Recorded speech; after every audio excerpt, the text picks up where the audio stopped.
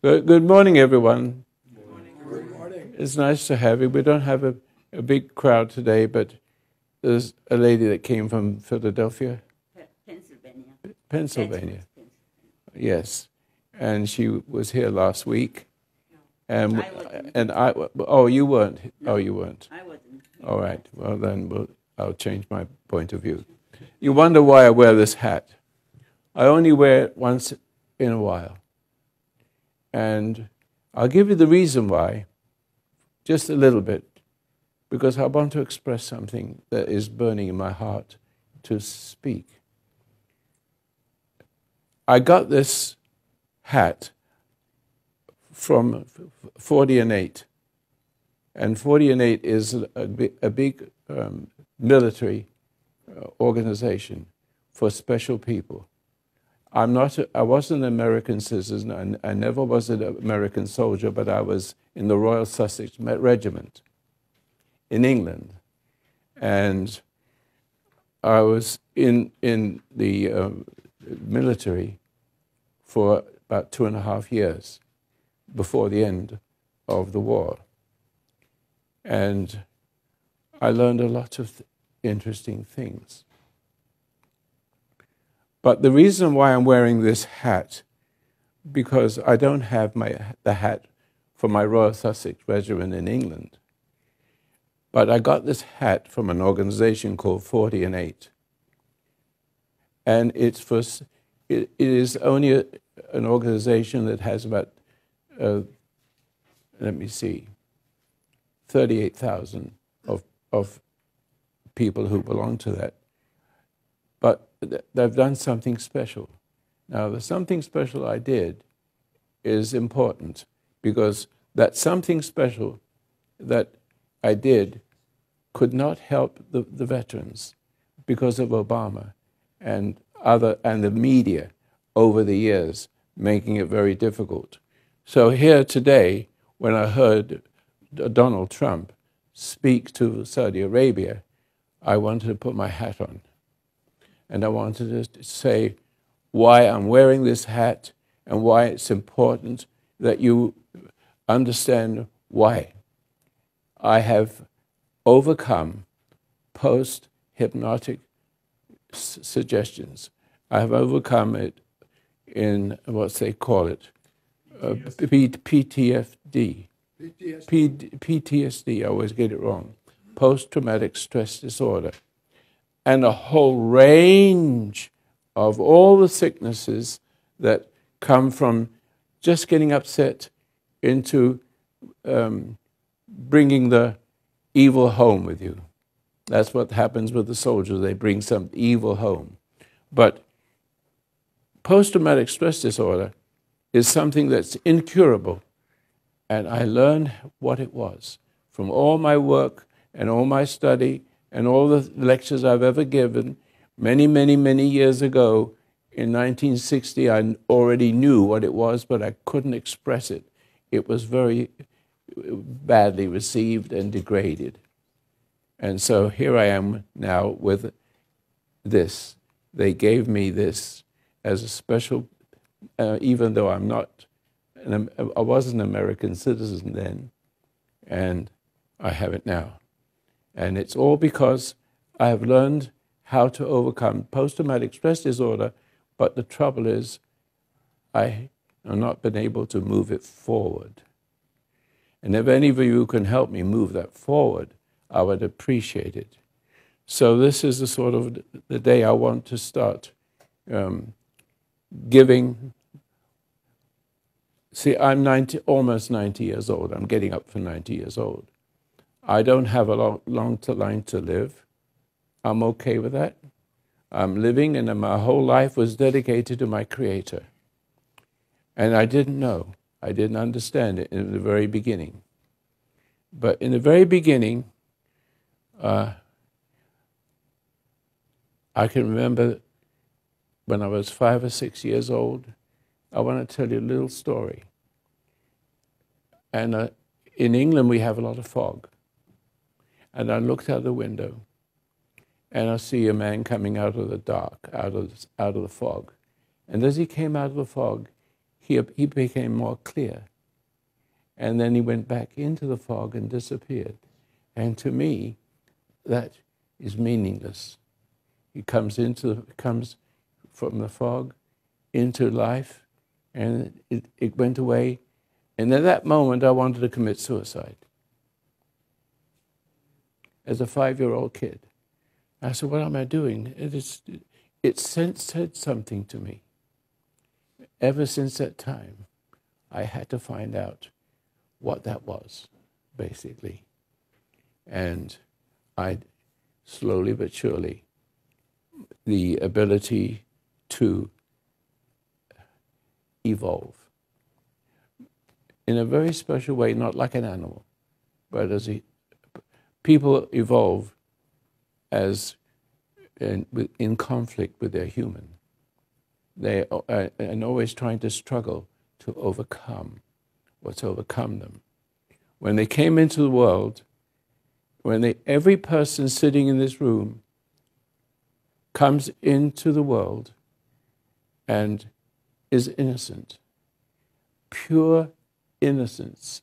You cannot say a baby is guilty for anything. It comes into the world, not only coming into the world as a baby, but it comes into the world that other animal creatures don't have. Intuitiveness. Every child born, even Hitler, he wasn't born evil. None of them were born evil. But if you're born evil, then you come into a country or circumstance which overcomes you, like culture. Culture itself, with your German, with your Dutch, with your whatever you are, whether you're a cannibal, as you come into that culture, it overtakes you. And there's no you anymore. You're the expression of the culture. And in the expression of the culture, you've got a mother and father. And where you get your misery and suffering is from your mother for the failing of your father. Fathers always fail. 99 and 9/10% is enough. Every now and then there's me. I know how to deal with a difficult woman, my wife. And I don't feel bad talking about that. She's difficult, but there's a sweetness in her. There's a sweetness in her that she just I cannot reach her. But I have to be patient. And so I did not have the best of marriages, but still it was temptation right next to me all the time, right next to me all the time. And I brought up 5 kids, and 5 kids had the extension of her in them. So don't think that my family are angels, but things are, because I have been patient, because I didn't drop dead from having my blood and my mind sucked out, which is typical of every man marrying every woman. And since I didn't love her the way men love women, which is all wrong, which is looking for something from them rather than giving something something noble. And I'm telling to my audience to make it very simple. Whatever I'm going to say this evening, or this morning, I should say, is that my journey was from the very beginning, from that moment on, I began to understand that hardly any person on earth could understand. But I didn't know every other person on earth did not understand what I know. And this is not bragging. I was given a gift that I didn't know I had. That everything I did, I survived, and it was good for me. I can remember, to make it very simple indeed, I can remember another situation where I'm playing with my cousin Arnold. He's rich, I'm poor. But never mind, we had fun. Then he said something to me that hit me in the stomach. You know how that is. You get hit. All I did was say, I wonder, why did that words? How could he do that? How could I feel like I've been hit in the stomach when he only said something to me? Well, I never got the answer. But the interesting thing is, it never happened again. The fact that I questioned it was enough. The fact is, I don't know what that is, but I'll find out. But it was enough. I've been busy finding out. I found out beginning with the person coming from the fog into my observation, and then going into the fog and representing meaningless death. I don't want that meaningless death. I want that death to be meaningful. And here I am. And there's so many things I could tell you, so many stories. But I'm here. And I can see where my family went wrong. And there's all kinds of suffering. But slowly but surely, they are getting better. In my old age, it's taken a while. My wife is beginning to get better. It's patient endurance. But then I read the Bible all of a sudden. I meant to bring the Bible with me to discuss this, what Jesus said about that. And I will say one more thing. I had a very good father. He died at 42. So I never had much of a father, but he was something I can't explain. I can remember a few times speaking to him about physics when I was 10 years old or something like that. And he would explain it to me. He could speak 11 languages and fix anything, but he never was in my life in a sense. He was there, and there was a canopy of something over my home. My mother was decent, but she was codependent on my dad, and she died at 55 because she hated God. I know that. But she hated God taking away my dad. See, I understood all that. I begin to understand that nobody understands, and so I can't ask anybody about anything. And when I listen to preachers and rabbis, I could see that they didn't understand anything, but they thought they did. They were playing with the knowledge of good and evil, the knowledge of good and evil, and the knowledge of good is not good, and the knowledge of evil is evil. They're both evil. So how do we communicate with each other? Well, there's the carnal good, a carnal good. You know what I mean by carnal? Meaning it's not this. Let me bring Jesus into it, if you don't mind.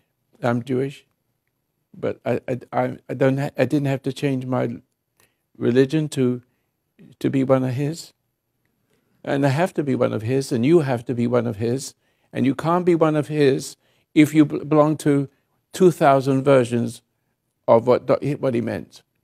It's a ridiculous thing. God is one for everybody on earth. I don't care what religion you belong to.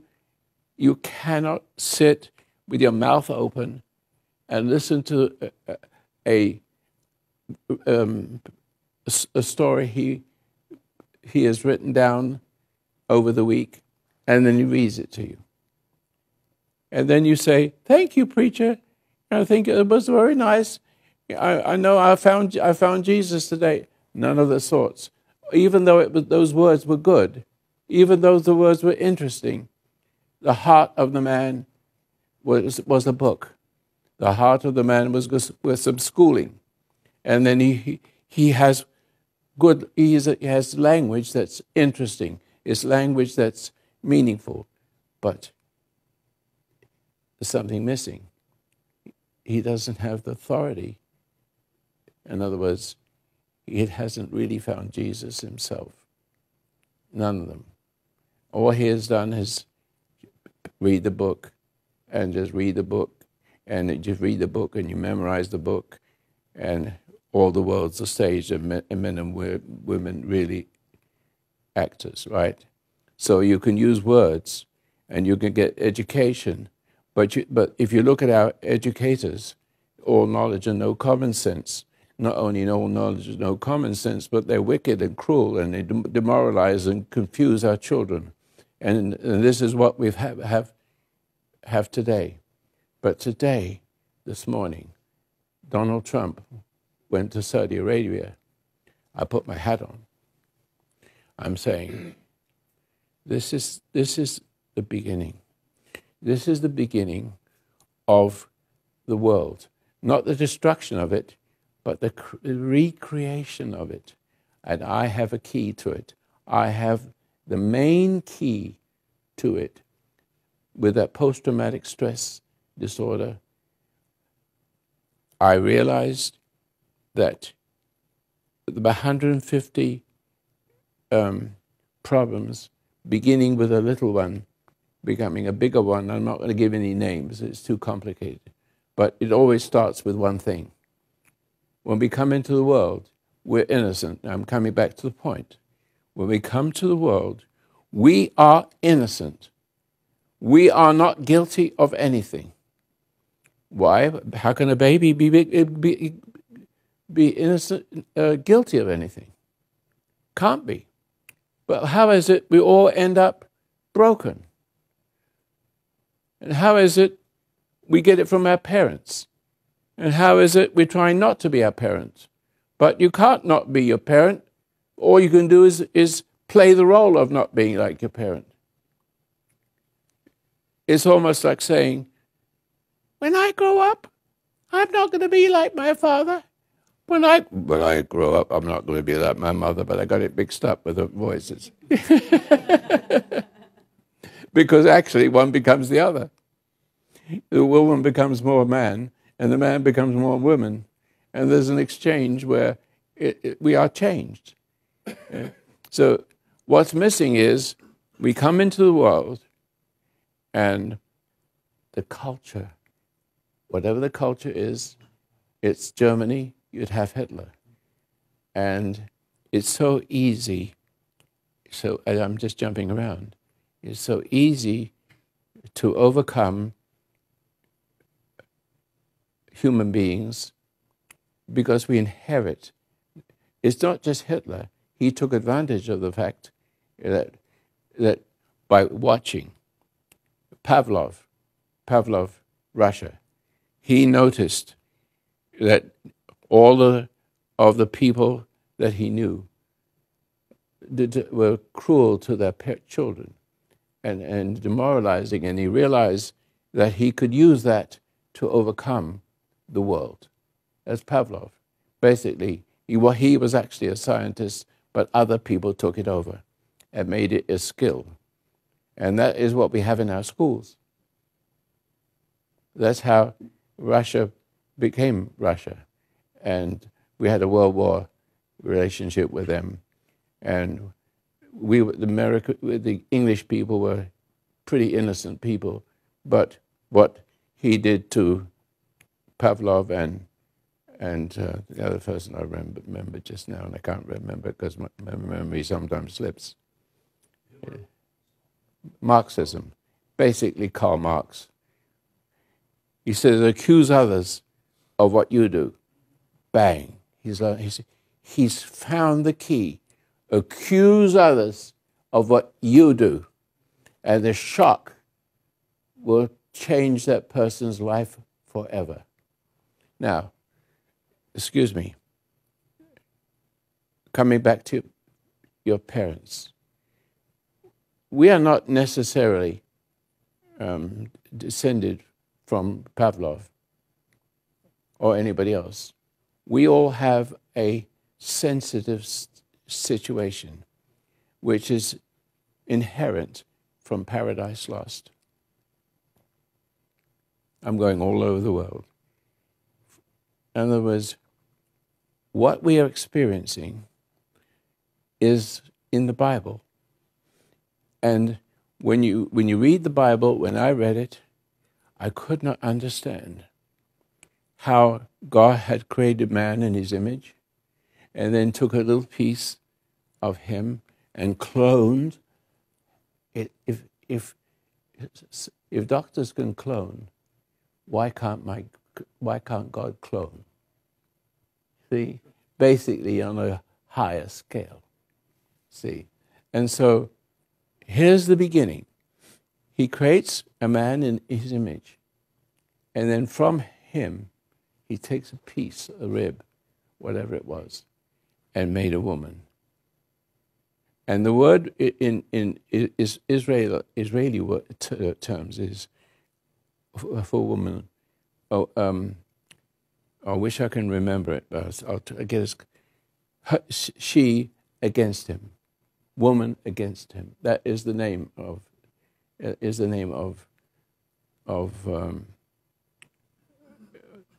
her identity. What was the word that they used to Helpmate. huh? Helpmate. Helpmate. Oh, helpmate. Yes, thank you. Helpmeet. It's MET. Yes. And it means woman against him. She against him. Or is close to that. There's something about women that needs to have the love, the hate, the sin sterilized, if there's a word.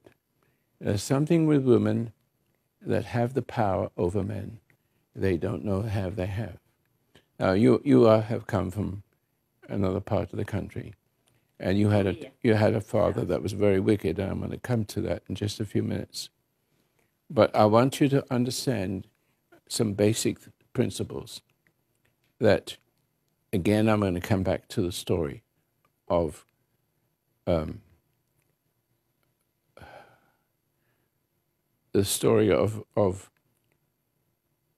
the evolution or the evolution of how what came through Eve to Adam is still spreading through the whole human race. It's spreading. And the reason why is simple, is that in the Garden of Eden, in the story, everything was pure, and they could eat of the trees, etc., except not that one. And so, there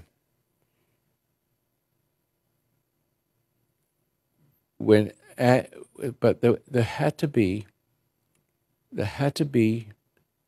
the circumstance which was in the beginning of the Bible, that man was made in the image of God. But the test, he had to be tested. In other words, in that garden, they were innocent, and they were naked, and they weren't ashamed. I've often wondered about that, because when I hear about babies being born and walking around with a big bulge, it's sort of, and then I see how they've been born, there's something about revolting in me.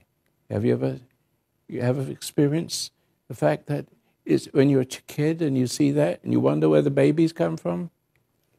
Really, babies should come from God.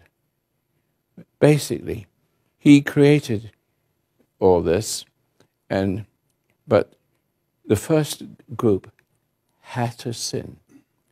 God knew that if he had 1 million Adams and 1 billion Eves, or whatever, they all make the same mistake. But there's got to be a choice, because if there isn't a choice, they're animals. He just created another animal, and animals can't make choices. They have a certain kind of awareness, but there's no redemption for an animal. They just kill each other.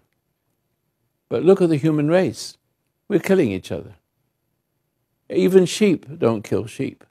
And wolves don't kill wolves, do they? You see?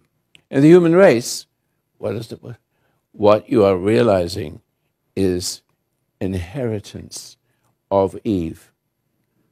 Eve is more powerful than any man. But she is feeble. She's not strong like a man. She's not a man like a man should be. But now, having spoken to Adam and saying, I ate the fruit, and I didn't die. Not yet, she didn't.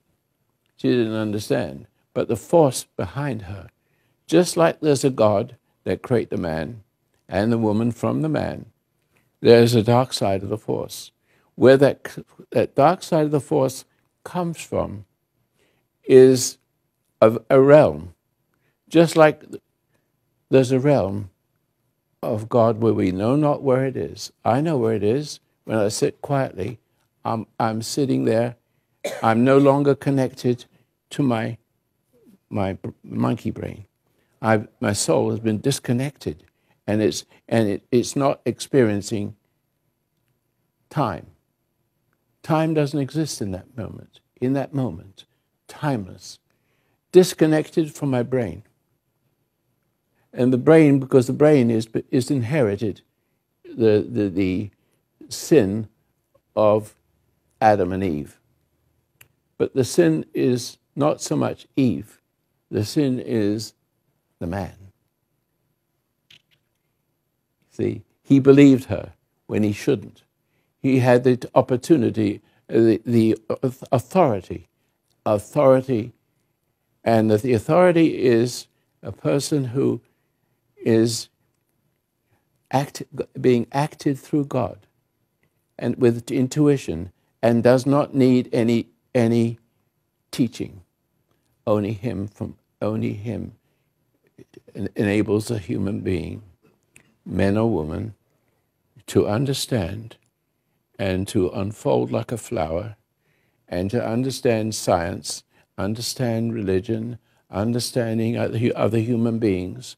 In other words, if it remained that way, but it wasn't going to do it because you've only got the first man and the first woman, but they can't be allowed to multiply that way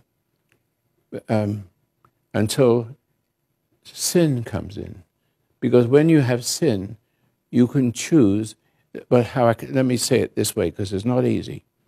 The difference between Adam and Eve is they sinned, but then they're thrown out of the garden, and all of a sudden, where they were feeling in the garden, they were innocent, and it didn't. The word is Shame. yes, shame. It had shame, but when that happened, then they felt guilty, and the reason why he felt guilty because he sees that he has a burning desire to repeat it, and that's what awakens it. You can see if you have a 5-year-old kid and you demoralize him and you beat him, you'll find him masturbating because the stress and the cruelty getting to him early has awakened his reproductive nature like an animal in conflict with its human. That's it. And so God, in all his wisdom, understood he had to make a pure one. But he knows that they're going to be guilty. They know that when he's in that garden, so is the snake, right? And he knows that, and it has to be that way.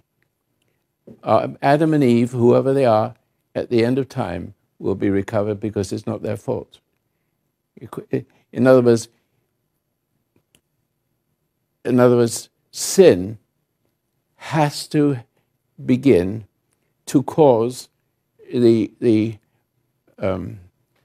all the human beings, that the generations, to be born in sin. You understand, being born in sin means you're a baby. And I'm coming to my point again.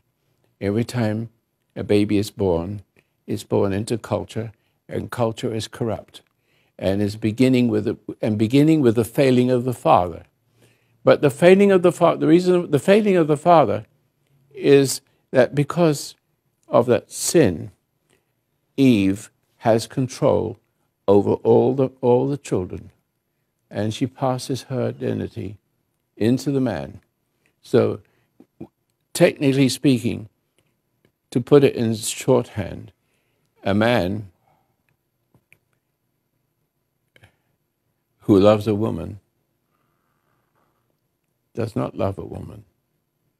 He looks to the woman for what's meaning lost in himself. And then being lost in himself, see, means he's empty. And who caused him to be emptied? His mother, for the failing of the father. Look at that, careful. In other words, every father fails. Every one of them fails, maybe 1%. But that doesn't do any good for the whole world. See, but whether you're born in Borneo and you eat people, whether you're born in Germany where you're a murderer, where you're born in England where people are religious and don't know how to practice a religion, we inherit in various ways, many much worse than the others. And in America, well, we had it going good for a little while, but right now we've got 80% of marriages and it's all falling apart because women will have their way. But women are acted through. Every woman, Eve, you can't blame Eve, cannot blame her, because that was her role. Her role was that she was closer to the dark side.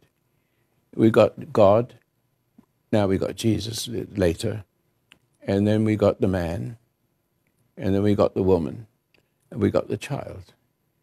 That's the order. But what happened in paradise is it turned everything around. So through one man, sin and death through sin spread through the human race. And for these reasons, every man will become one with a woman as one blood.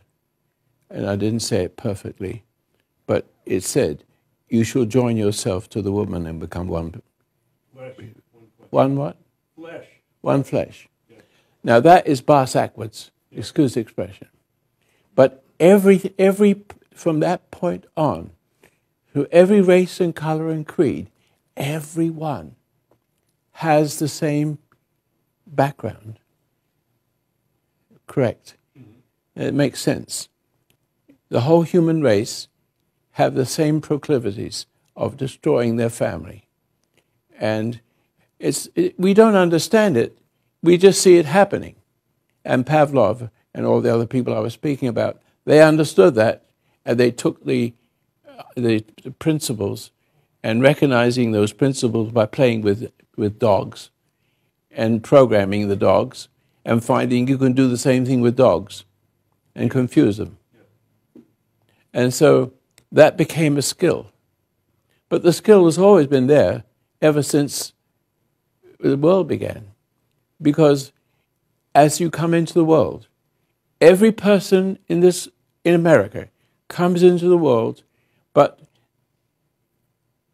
the evolution, not the evolution, there's a difference. There's a goodness in the hearts of so many people, but they don't understand how they are suffering. Some people are sufferers, and they cause other people to be suffering.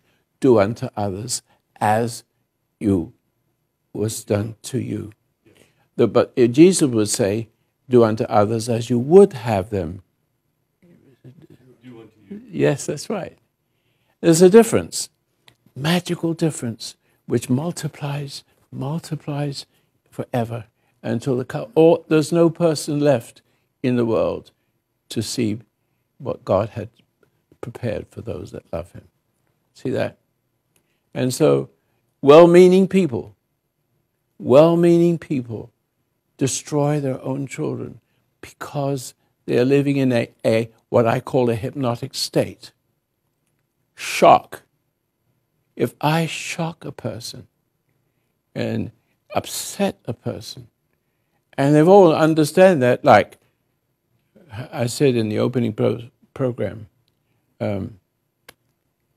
accuse others of what you are. That's a shock to a child. And that's what happens at home in many different ways. But it comes through the mother, through the failing of the father, always. Now, I have a wife that's difficult, and she's difficult for 64 years and suffers for it and made me a stronger man. See, I'm coming to 80. I can take on a young man right now if I want to. I'm sorry to put it that way. See, I'm standing here because I just recovered from some problems, and I've been in trouble with problems for years and years and years. But my journey is basically looking back on it and looking at it now. I noticed how little doctors know about cause of illnesses. And the cause of illnesses is the very things I'm talking about. Because when you come into the world, and the world comes into you, they give you get their identity. You absorb the identity. But the only way you can overcome that is to have a husband that puts his foot down in a nice way. Now, relative to that, Jesus comes. There is no Jesus yet. There's no respite. There's no answer to this question. There's not even a question to the question, is it? We don't even think about it. We all have anxieties and fears and phobias and sicknesses and diseases and people taking care of us and taking pieces out of us and giving us medicine. But do you ever see a wild animal needing medical help? I mean, even the biggest cuts, they don't get infected. They don't need any medicine. They recover themselves. I went through a journey. Just like Jesus went through the journey, I went through the medical system, and I discovered some wonderful things from the very beginning. Everything begins with one thing. And the one thing is resentment.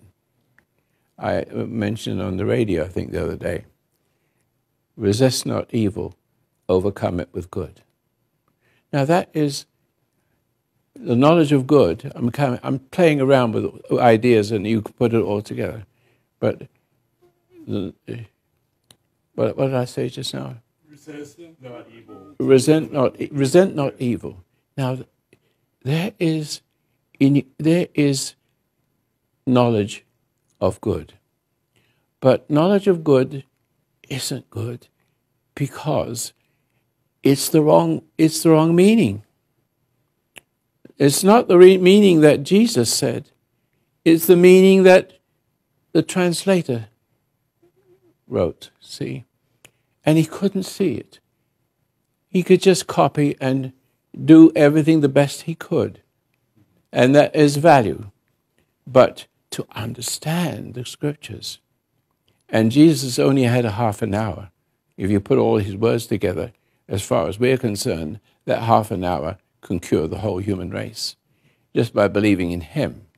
And so what I'm saying is that every man has to be the extension of Jesus. And the only reason why you can have a happy family, even though it may be not happy at first, is to have the ability to hold your ground until the person, Eve, gives in. That might be immediately. It might take years, as with me, 60 years ago, and she still hasn't got it. And the kids have got messed up with it too, because I'm always away and she's taking care of them and she shouldn't be. See that? And putting herself in there, like, don't tell your father, I gave you ice cream, you see. When I said no, they have to, don't say, I made a command. Don't tell your children to eat his food and give you an ice cream if you do. That's not the way to do it. That's dangerous. It's very dangerous. But she did it anyway, and then I see the kids having ice cream, and the tendency was to blame them and get annoyed with them and not with her. She gets away with everything. It's necessary in order to turn things back is to have shame. And shame that responds to redemption. We all have shame, but we excuse our shames. We try to fix what's wrong with ourselves. But the only person that can fix it is for you to make a choice to seek a purpose for life. Because in that way I describe, there is no purpose for life. There's only mistakes and horror. And the mistakes and horror and struggle to make yourself better and going to doctors and psychiatrists and listening to people who don't know what the hell they're doing, but telling you what a wonderful person you are. That's the knowledge of evil. The knowledge of good and the knowledge of evil are both the same. Liars, cheats, but they're so good at lying that you don't know how, but you'll be subject to it because it's coming from the very place that you came into. And when you came into the world came into you, so therefore you are subject to the conditioning of the world and the authority of the world. And that we must understand, we cannot trust those who do not represent us in our hearts. Donald Trump is one of those people that is an individual and gives you the opportunity for you to see your lack of individuality and how you appease. Like, if I don't have my notes in front of me, and there's no need, but you can help me a little bit. Resent not evil. Overcome it with good. To resent not is either purposeful or ignorance, but ignorance is more like the word, because the people that write that and translated all that came from the same. They did the best they could. Yeah. There's it's the best they could. But isn't the answer? The answer is that we should see that what has come down to us as the Bible, especially the beginning and especially the end where he is. And there had to be a person who wasn't like the human race, but had the nature of God in him. And in the scriptures, if I can remember it, is I left my Bible behind so I could read it clearly. But what it says, which is very, very important, and I'll also talk to you about that, the one thing I just pushed aside, is that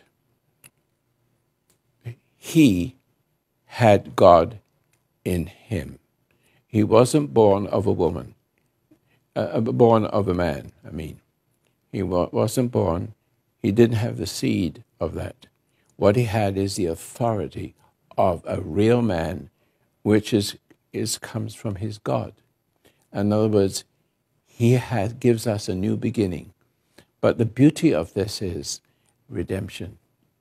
In other words, you who are born into the environment or the culture has got into you and caused you to be guilty.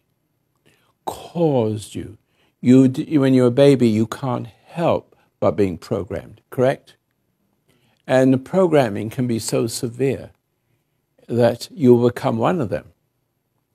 And But not only that, but even the best of human beings, of men, are too kind to their wives, too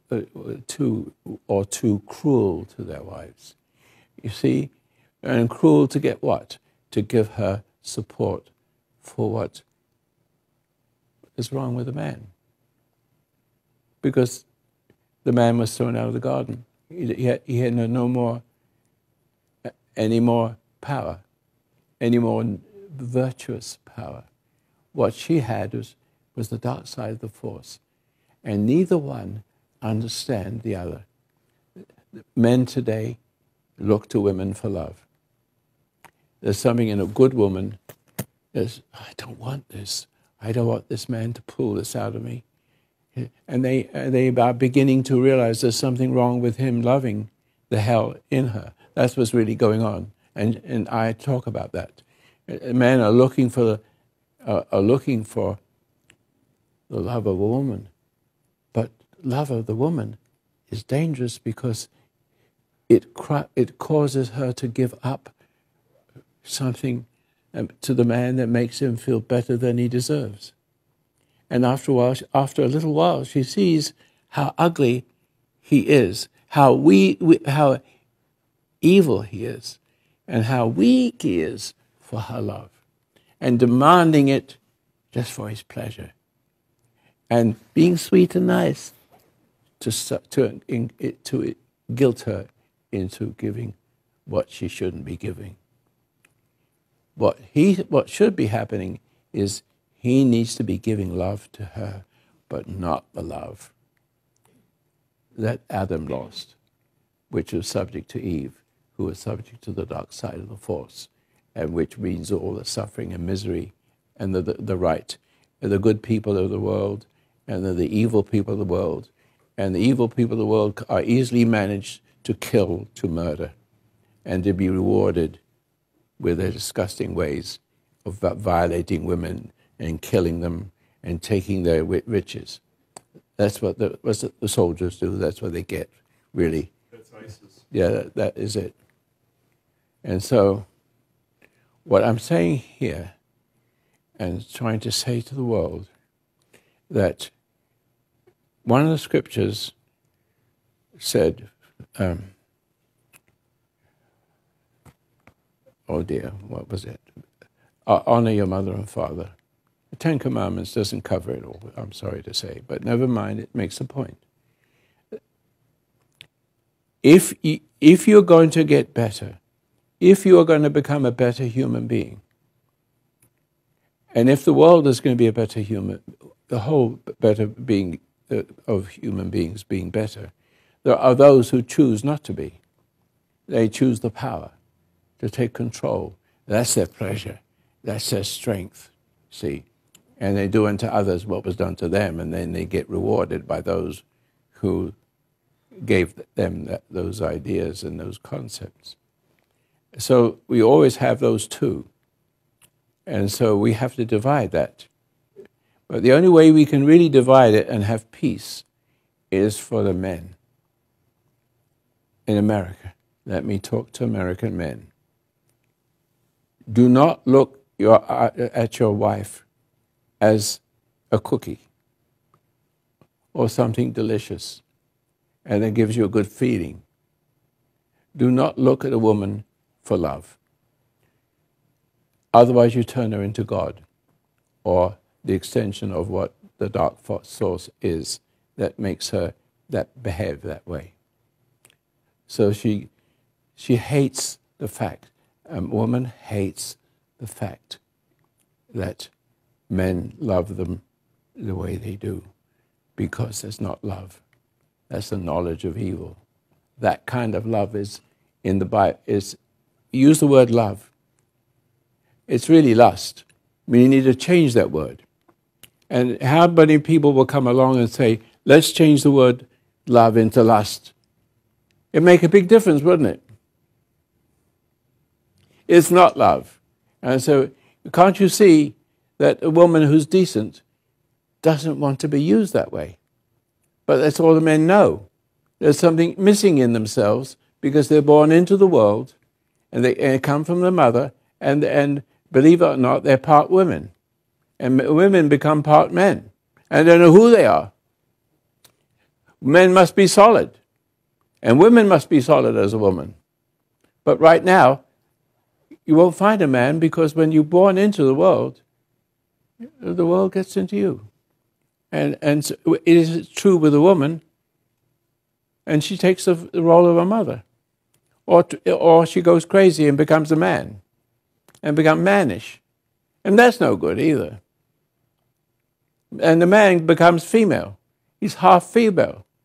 And he's responding to the female because he's been programmed away from how it should be. Jesus comes along, and you can't beat him, because he was created by God. In other words, he's really God's child. It really is. And the scribes and Pharisees, they had knowledge. They had knowledge of good and evil, but they didn't understand themselves. And Jesus, when he came along, he makes the point. He says, you see, but you don't perceive. What is the difference again? Has anybody examined that? Perception is a gift from God, so that you see what they don't see, the scribes and Pharisees. Look at the scribes and Pharisees in the intellectual media or in the schools. It's all knowledge of good and evil, but all knowledge and no common sense. And you go by the knowledge and not the common sense. And you don't have a way. You only have the way that you can figure the way, but the knowledge of good is in your way. But you still can read the Bible, but it can still be in your way if you just study it and read it and just mimic it. All the world's a stage, and men and women, many actors. That is Christianity today. And Christianity can't survive if it doesn't understand what the Bible says. Really understand it, but the only way you really understand it is to have a light shining from within you. You have to be redeemed. And that's the whole idea. Who is the Redeemer? And he says, these words are not mine. This is Jesus. And I wish I had my Bible here. I don't have it, so I'm having a difficult time. But he says, these words are not my words. God gives me these words. And don't call me this or that, because I do the Father's will. I came from the Father. I was born from the Father. See? He's saying it very clearly. And he says, but these words come from me. I'm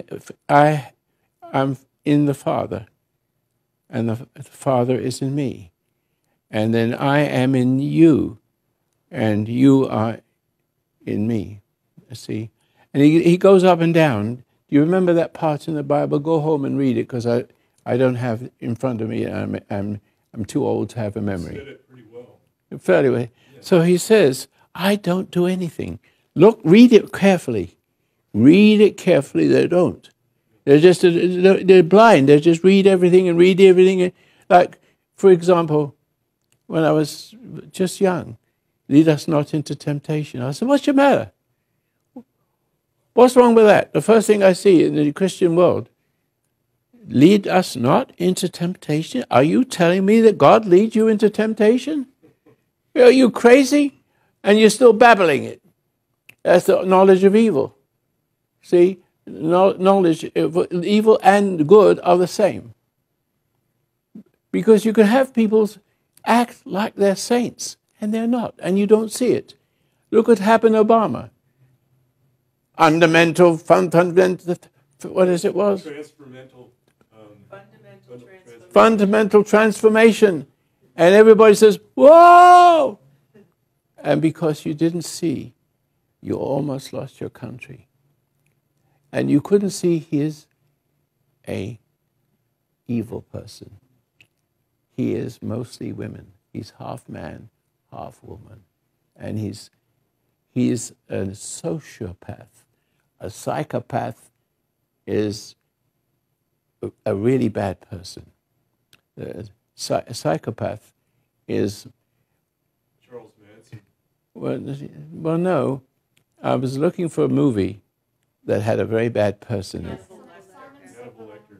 Huh? Silence of the Lambs. The Silence of the Lamb. Hannibal Lecter. That is an example exact of a psychopath, a Hitler. Yeah. See? And then there's a sociopath. A sociopath is, I love you the way you are. Especially if you become somebody of significant person, like the possibility that it is there for the taking in America with a black American. Oh, we're going to show how wonderful we love black people. They don't know what the hell that means.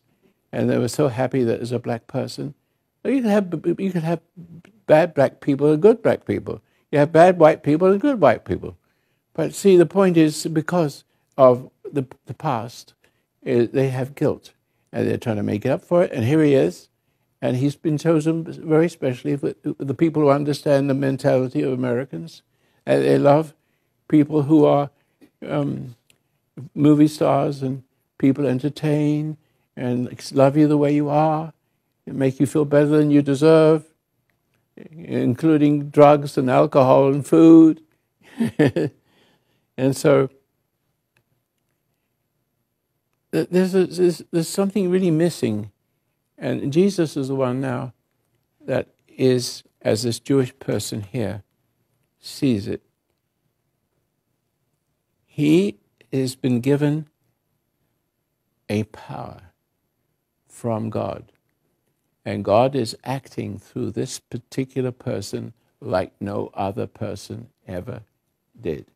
In other words, he is going to obey, regardless of the trials and tribulations which was all set up for him. It was impossible to exist without him. The world would go on and self-destruct. But he came, even though the number of people he was able to influence was it grew. Because the people who listened to him said, as sometimes you listen to me, not as well as him, I'm sure. But still, I have a little piece of that. And it's done me a lot of good. And it's also done you a lot of good, I think, to make clear that certain things like, what was the word I was saying? Evil? Overcome it with good.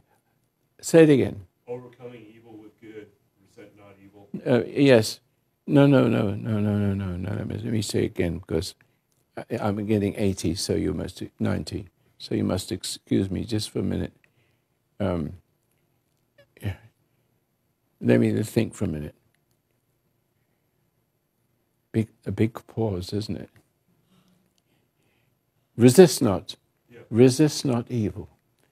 That's a wrong word. I don't know who put it, whether translators did it, but still, you've got to catch it.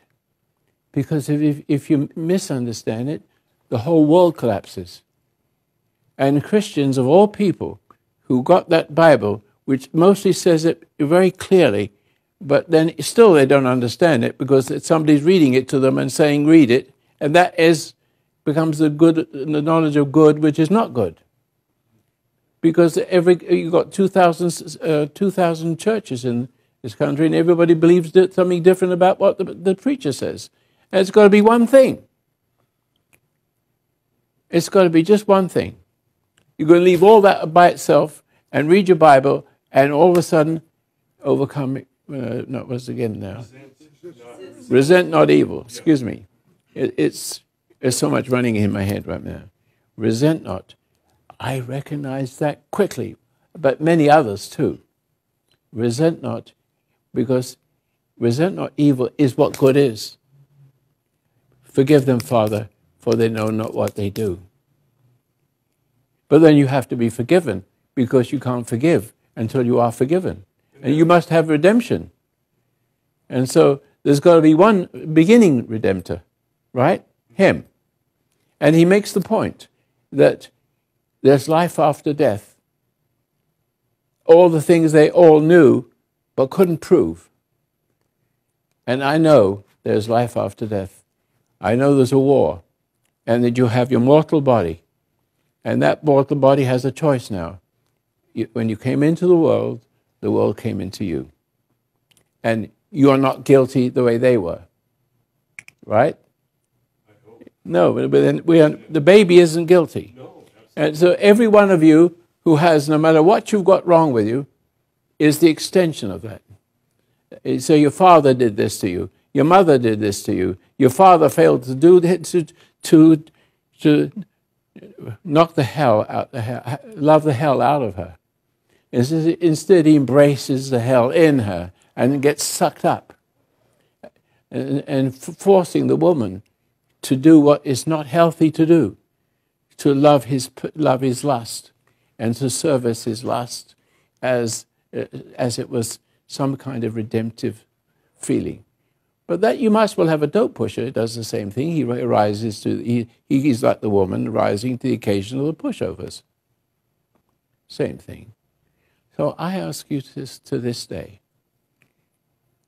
I've been here now doing this work for God knows 60 years, and learning more and more about it, and giving you just this little piece I'm giving you now. But the little piece is huge. The little piece is huge. You're not guilty of anything. The guilty ones are not here. They run away. So I know all you here have something that I have, and I have authority. I have the authority. I have to have Jesus' authority, meaning God is in me, he says, and I am in you, etc., etc. And it goes up and down, basically. And that is what it is. God gives a person so that the dark side of the force can really, really show itself, and for us to accept what Jesus brings us is an awakening moment, an awakening and a warmth towards the horror, the appreciation of the horror that we've been brought into. And the horror in America is just as much as horrible as anywhere else, except it's private horror. See that? And nearly everybody in this country is screwed up. And even the smart ones and the nice ones and the educated ones and the religious ones, they all say nice things, but none of them can save anybody. And all they're doing is saving themselves by just showing you how much they love you. And then you will give them a lot of money, and they make a lot of money, but they're not curing you of anything. And that goes with everything, psychiatry, medicine. If it was known, and I have been through all, I've survived them. I've had so many operations I don't want to tell you. And they never understood anything they were doing. But one of the interesting things is that I just want to share it with you. My father died at 42, and I went swimming and got an infection, a parasite, but nobody knew what it was for 4 years. I didn't know what it was.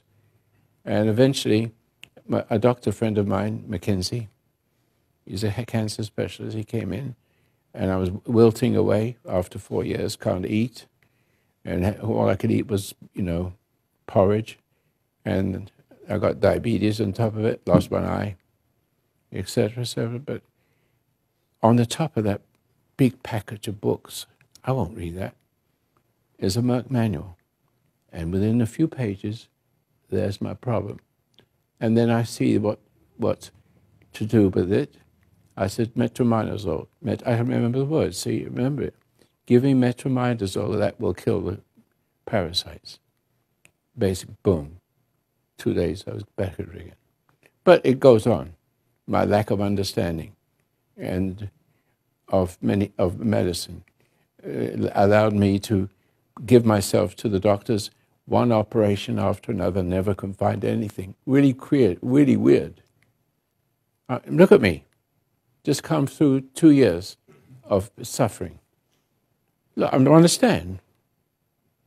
I get stronger. Every time I recover, I see it. I see it.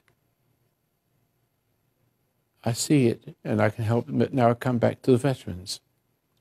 I'm wearing this hat today. I know that the usual program, whatever you call it, for the military is next Sunday, isn't it? Memorial Day. Memorial Day. But today, to me, I saw Donald Trump. Exquisite. I've always known him.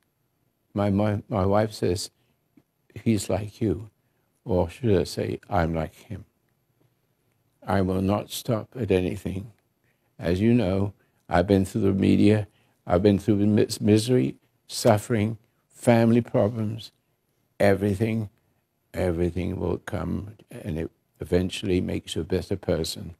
And around you, some will die, some will hate you, and some will love you. That's all there is, because it loves the me who is in him. And those who don't love me, don't love the me that's in him, see. And so you have to be still and know, or especially the simple one. It's called antidote. No, it's not called that. That's the name of the where you go to get it. 7-minute meditation. That is basically beautifully simple. Because the way you find your creator and the solution to your problem forever and ever in a good way is to find that moment where you can disconnect your soul from your mind and body, but mind. In other words, when you come into the world comes into you and programs you. And who's the programmer? The mother. And the mother should not be programming the children, only under the auspices of the man. The trouble is, when men come into the world, they grow up to be half men and half women. And women still control. Because they're not men, they cannot correct. You've got to be perfectly correct. Perfectly. Don't ever say to me, you can't be perfect. Jesus says, become perfect as your Father in heaven is. Can you say that? And the ministers say, no, that doesn't mean that. I said, don't you believe the whole Bible? Oh, yes. But how do you miss this one? Do you know what it means to become perfect? It doesn't mean to say that you know everything at once like God does. That's the way I explain God. Everything at once he has. And there's no end to everything he knows and make happen. A divine magician, if you may. See, they kind of bring him down a little bit because there's no way you can say it in any language. And so it's necessary for you to choose. So when you come into the world, there it is again. The world comes into you, and these are all the anxieties you feel. You feel guilt and angry and resentful, and you feel subject to your mom, and one of you is a codependent to mom and never has a life. The other one sees what's going on with that one and runs like hell and does just the opposite. One says, I want to do the best I can. I want to love. I don't like my mother. I don't like my mother, but when I get older, I'm going to love my kids. And then she spoils them. Because she's looking for something from them. We're always looking for something from person and not from God. And it's upside down. It goes all the way down to the devil, so to speak. See? It's called mother's love. Yeah, it isn't love. It's poison. Poison. But what it is, man takes the poison, it's just like a drug pusher, a drug addict. He's taking the poison to feel better than he deserves. And it is a variation of or a continuation, because you keep looking for something to make you better. You want to achieve. You want to get something. You want to make something of yourself. Well, for a little while you might be able to do it, then you get tired of it. When you get to the end of your success or failing, you fall apart when failing. But when you do get some success, then you feel enlightened. You feel strong, and then for but you got to hold on to that, because it collapses and it makes you feel like you've got to get more. And if you don't get more, you're a failure. But you're a failure if you get more. It always ends up in failure. Yeah, go ahead. Now we talk. I'm a little bit confused in that you said resist not or resent not. The word resent is hateful. The word resent not evil. See, to resent something, resent not, means to love your enemy. Now that is a good point. When you resent not is, no, what was the word now? Resist not is appeasement to the enemy. Resent not is a bad word. It's a completely twisted word. It may not have been in ancient times, but the translation, unless someone's messed with these words, there's a lot of that in the Bible. You can understand the Bible better, but you can't read it as the knowledge of good, because if you read it as the knowledge of good, because you have all the words in you, and you can be like Shakespeare. All the actors on a stage. Yeah, that's right. Actors on the. When you repeat the words, that's all they are. They're just words. They don't have the meaning behind it. No, but they have danger. In this particular case, the danger is expanded so you can see it. Resist not evil. Now, resist not evil means you are an appeaser to it. And therefore, millions of Christians appeasing the enemy has made them stronger and put themselves in horrible danger where they have to fight. And of course, because they're decent, they nearly always win. But look at the suffering. And again and again and again, if you don't understand what that means, resent not. And resentment is the root of our suffering. The minute you feel a zzz, a little zzz, somebody says something and you can't put a word to it, all of a sudden the door opens. And anger, the nature of darkness comes into you. Now, you're hearing what I'm saying? You are not guilty of anything. No. Take it guilty. No. Guilty. I.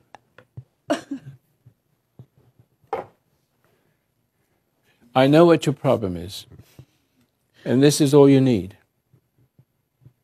No, don't need. My head and. No, this cross. Listen carefully. This cross is just a piece of wood. You've heard of hypnosis, haven't you? Yeah. I used to be that. And it means that I could get inside a person and make them do what I want. See, it's just like they got inside you and made them do what they wanted, that you hated. You have to give up the hate.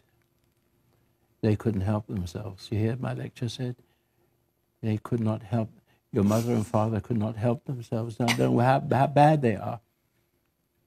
Whether it's little bad or big bad, it's still sin. But you're not sinful. You have a good nature. And I want you. It's my head and making headache so much. I was able to sleep for days and days. But what does this cross mean? It's a suggestion. It has a meaning. It has effect. It counters the effect of your parents. See? For instance, if you had a father that beats you with a belt, every time you see a belt, you get upset, even though the belt is not beating you. It's a condition that keeps you making the same mistake over and over again, and one of them is being angry with your parent and not seeing that they were broken also. Your father must have come from a terrible place. See? And so I don't know where he is, but not in a good place, like you are. You are a sweet lady. You are a gracious lady. And you went through it, and when you heard my voice, you heard it was coming from another place beyond me, correct? So therefore, you're not guilty. You're redeemed. You have redemption. Please accept it. Please accept it through this man who holds the cross. God bless you. Is there anything you want to say before I take this away? What do I do with it? Nothing. Nothing. Of yourself you could do nothing. It says it clearly in the scripture. Do nothing. Do not try to do anything, and just wait and see and know that you know nothing. You don't know how to help yourself. And in that moment, God comes in. As long as you keep struggling, you're doing his work, and it won't work. Okay. Do you understand that? See it? Yes? No. You just have headache, do you? It's been giving me headache, and I used to meditate, but when I close my eyes, it just block my head and trying to No, what you behind my eyes. Listen to me. Listen to me. What you were doing was willful. You were doing. Look at me now. Why don't you look at me? Understand? But you can put your glasses off. If you can see me. Yes. You can see me, okay? Yes.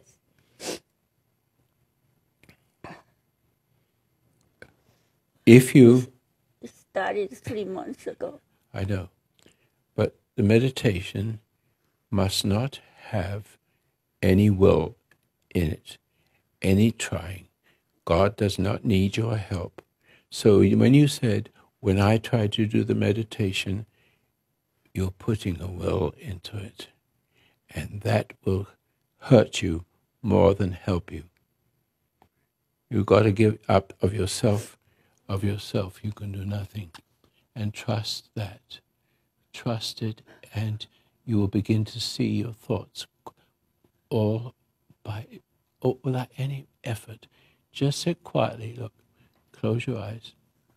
Listen, close your eyes, and just look at your eyelids. That's all. Now, can you do that without effort? Can you do that without effort? Yes, I used to do that. No, shush, shush, shush. Can you do it without effort? Can you look at your forehead, like your eyes, like there's something in the dark, like pixels moving across the screen of your mind? Just watch it. There's another little light that's coming through. If this was a dark room, you see it. Your eyelids would still be rubbing them. Have you ever seen when you rub your eyes with little pixels? Well, that's what they are, passing across the screen of your mind in different shapes, but mostly little lights. See, that's an inner light. That's the inner light that's going to save you. It's not any of your efforts that's going to save you. It's not anything you do kind that's going to save you. It's to be still and let it, and just watch the thoughts, because they will appear. And as they appear, just watch them. Don't get upset with them. Just if you find yourself daydreaming, 10 minutes or so, come back again quietly and don't get frustrated, and start again. And every time you start again, it will help you. The thoughts will come across, and when you see the thoughts and the memories, watch it. Watch the irritation in it. It goes away. Just watching. Just watching. No effort. It's a gift. The fact that you can look at those thoughts and not be angry and guilty. You're not guilty. Don't be upset and don't try to make it happen. You can't make it happen. He makes it happen to Jesus, and he makes it happen to you. It's a gift. Don't struggle. Is that same thing with sleeping? The same thing with everything. The same thing with everything. I need some sleep. Yeah, that's good. She survived. She'll be fine.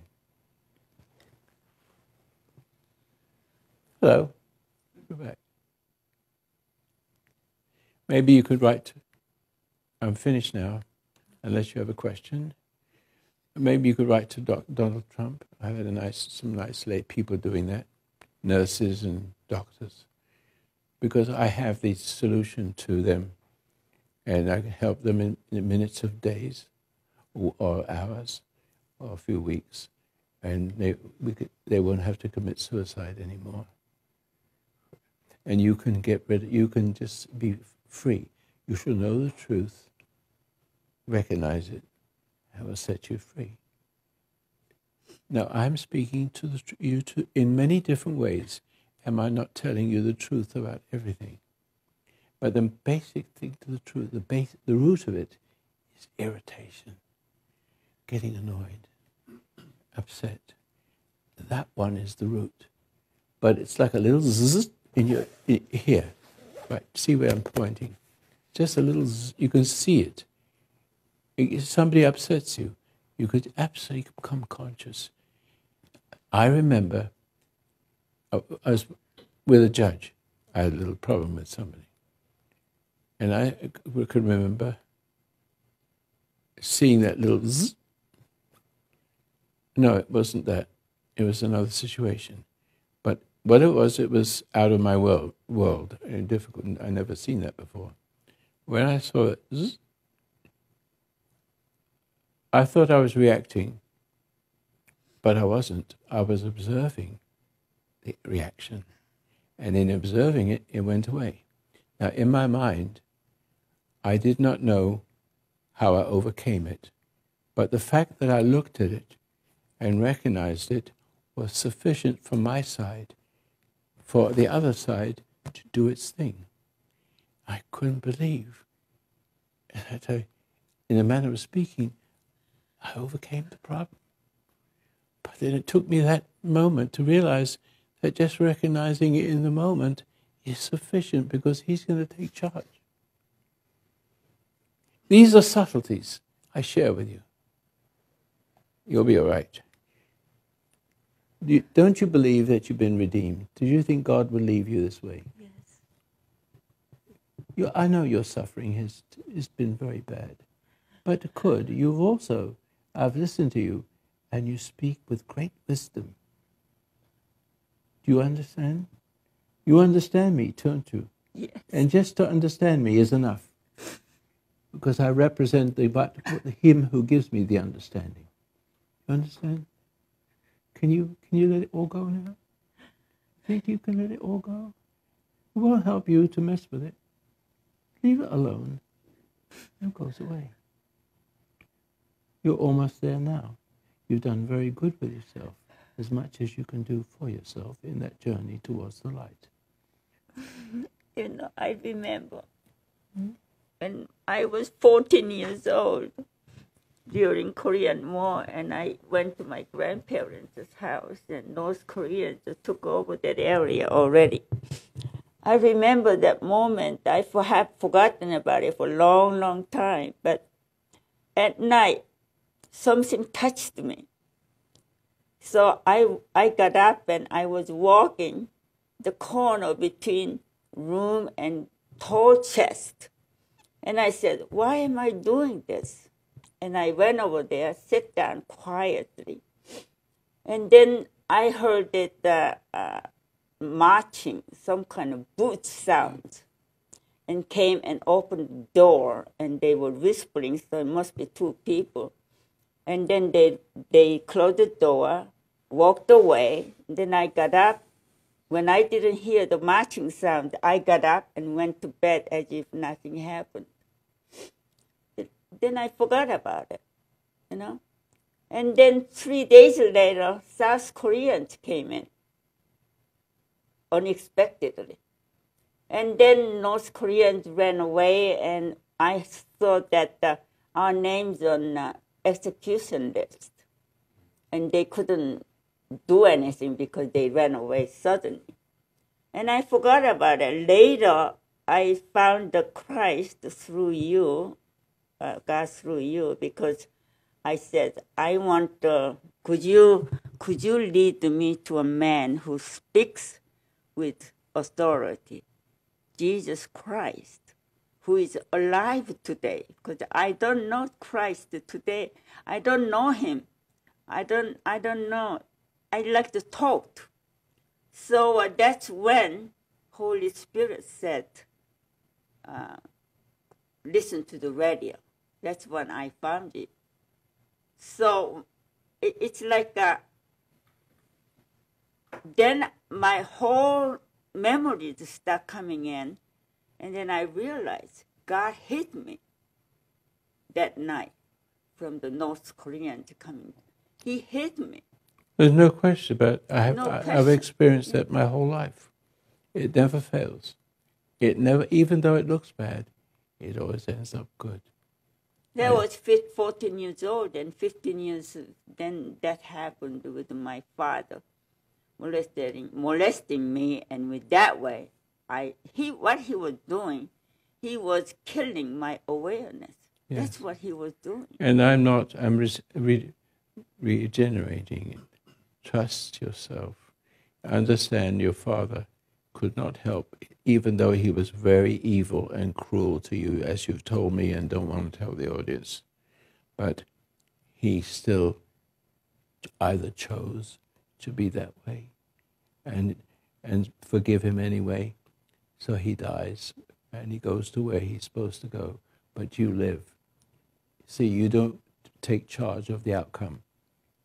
You don't get upset. You have to come back to the state of whatever people say, whatever people remind you of, because reminding you of has the same effect, right? So you don't have to struggle with that anymore. Let it come. Oh, remember the story I said with the thing in my stomach? I did not understand what that was at 7 or 8, 9 years old. All I did was, that's interesting. It felt like somebody punched me. How can some words do that? Now, I didn't have to have the answer, but a few weeks ago, a few months ago, I remembered it. And that's what it was. Just, I see that. Yes. There's nothing to it. And everything else went the same way. I had the experience many times. I just look at it. But my mother was angry at me somehow. But she's not here anymore. She was. No. We're not going to. When you say mother, you brought her into the world. You have to look. Next time you have a feeling connected to mother, look at the feeling, and without words. I put words, but you've understood the words. So don't use words. Just look at your mother and understand that she could not help herself. And it was up to her to, but she did it to you, but she did not know what she was doing. Your father the same way. Now, all you need to do is honor your mother and father, that the days may be longer. And there's a reason for that. Because you've inherited, it means that you've inherited, and so you don't want to get angry at that inheritance. You understand that they could not help it and gave it to you. And when they gave it to you, there's a danger of you doing it to your children. You pass it on. Do unto others as you would have them do unto you, not do unto others as was done unto you, two opposite deadly things.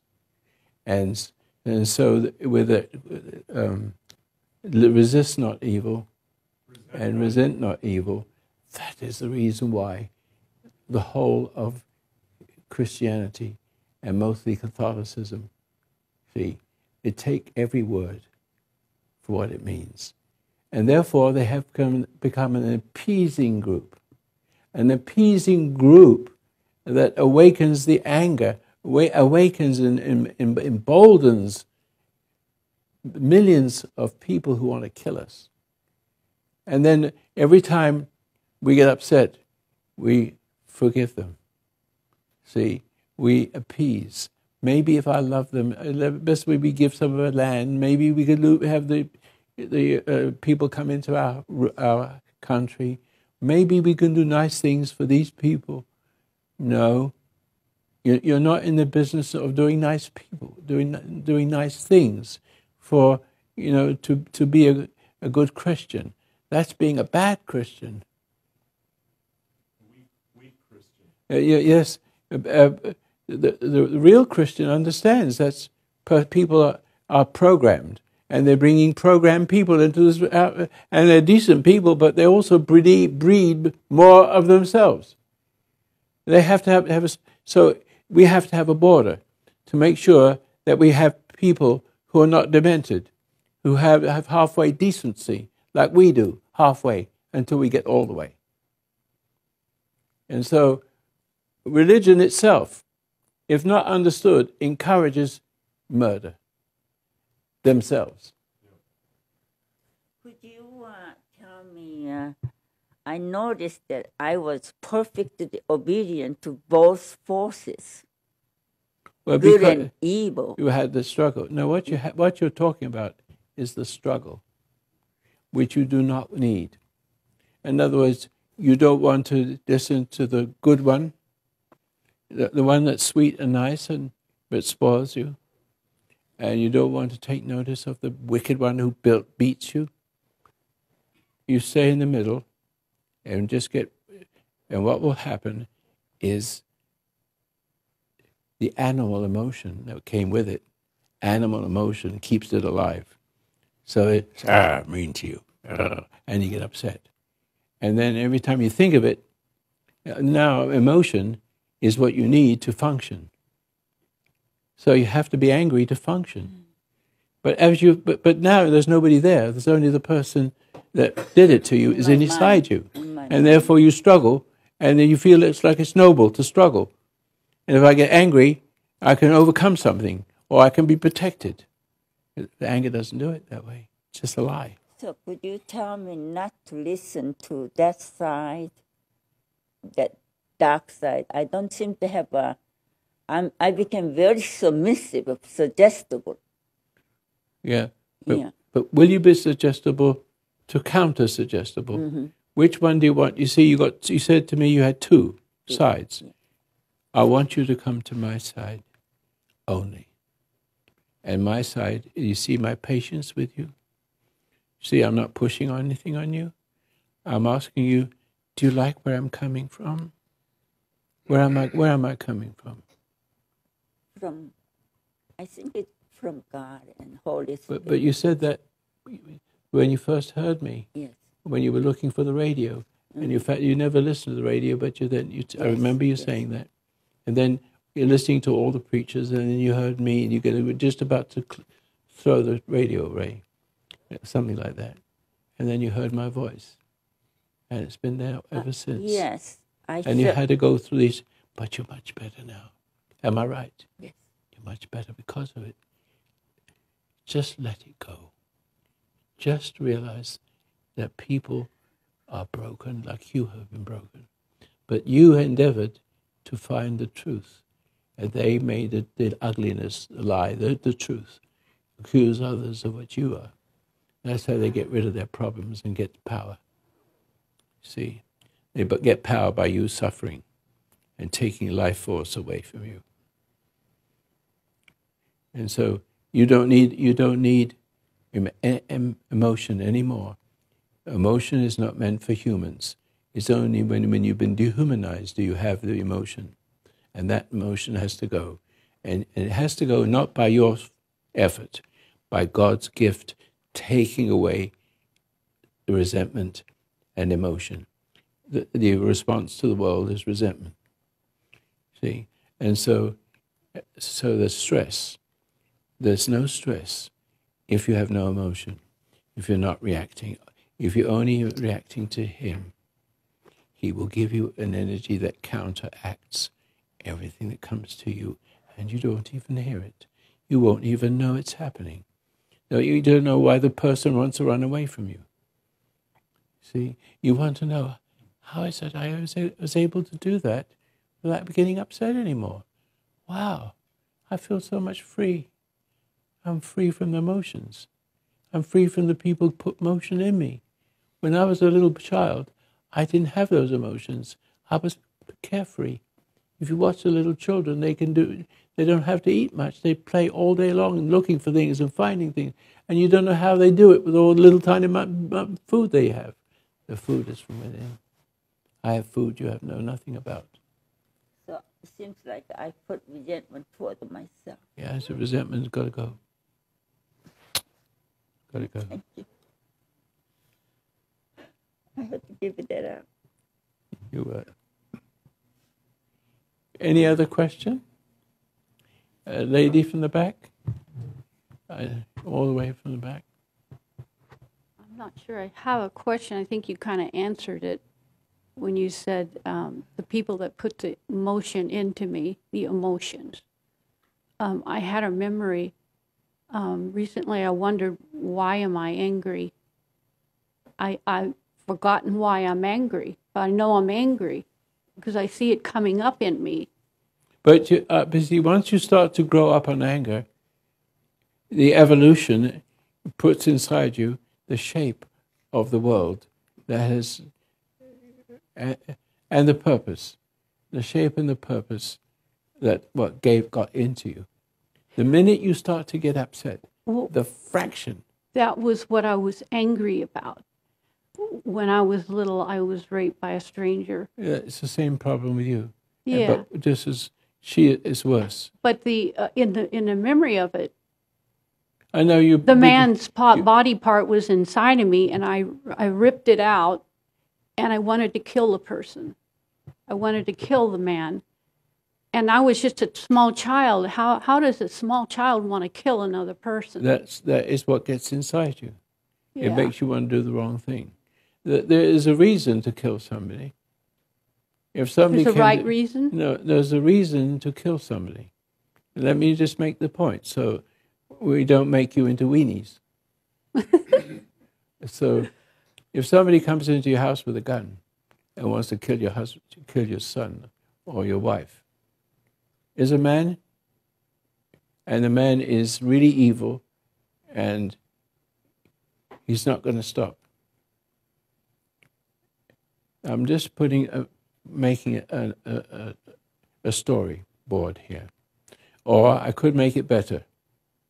Let me make something up that I made something up a long time ago. I remember it now. A lady sitting in her room combing her hair before she's going to sleep. All of a sudden, the window crashes and a guy comes in with a knife. And the woman turns around and says, "Oh, hello. You needed to come through the door." You know, you make it light.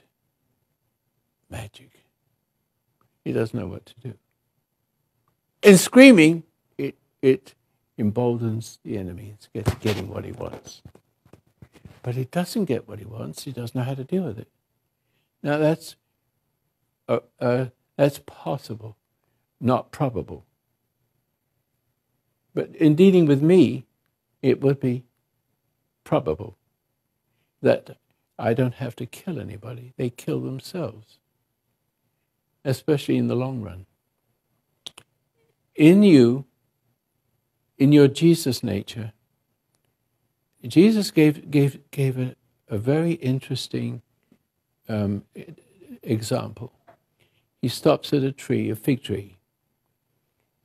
And remember, he's able to turn water into wine, and I can only do wine into water, which I think is a miracle anyway.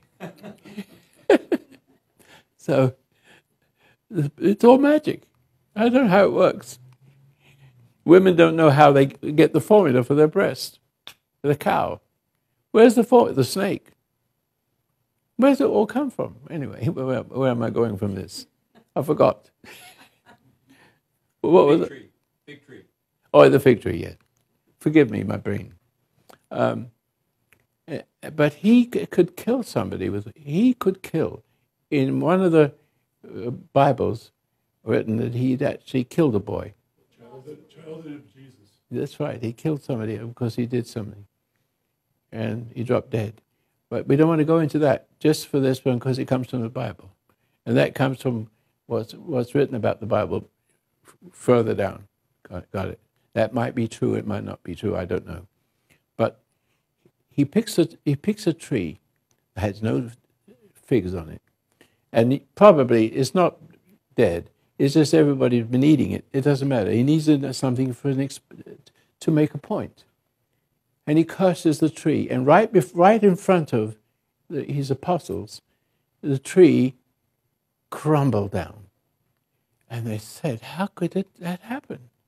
He says, you can do this also. It's the way you do it. It's who does it through you. It's not a choice you make. You have to pick up a gun and do something. It must be always that. And the chances are less and less and less you have to do more and more and more things that don't work. In other words, to close my discussion today, that become perfect is only in little drops. It's not scheming what your life is all about, what you must do, what you shouldn't do. Of yourself, I could do nothing. The Father within me, He talks. He doth these things. And if I had the Bible, it say it much clearer than I said it. And so, my life is always created, I can't remember when otherwise. Even when I got married, something said, you've got to marry that woman. I only knew her 2 weeks. I said, where's that coming from? But I didn't fight it. I just got up and picked up the phone and said, I'm coming back 300 miles. I want to marry you. Well, it wasn't the greatest marriage, but it wasn't bad. It made me better, and perhaps she can get better. And slowly but surely, I can't force her. You don't force people. I have to learn to endure it calmly. See how I said that? Calmly. But it's still not anger. It's the sound of the voice. I saw a movie once. It was called Black and White. I never forgot it. And in this story, the father inherited the daughter of the black man that deserted her, or whatever it was. But the little daughter, the black daughter, loved her white grandfather. And he says, go upstairs. So they love each other. And so in this scene, it was so beautiful, couldn't forget it. I never mind the rest of it. This is what he says. He says, go up, clean your teeth. And she says, no, Dad, Grandpa, you have to have what I'm looking for, authority. You must have authority. You must be stronger to say that. And he says, okay, go and get your teeth cleaned. He says, that's better.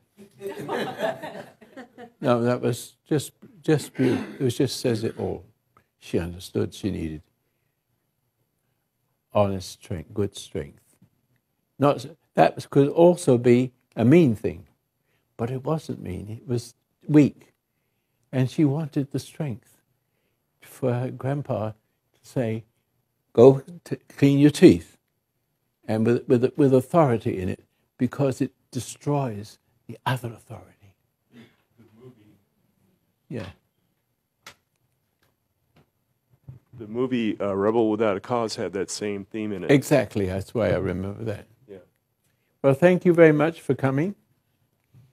And I can take this off now.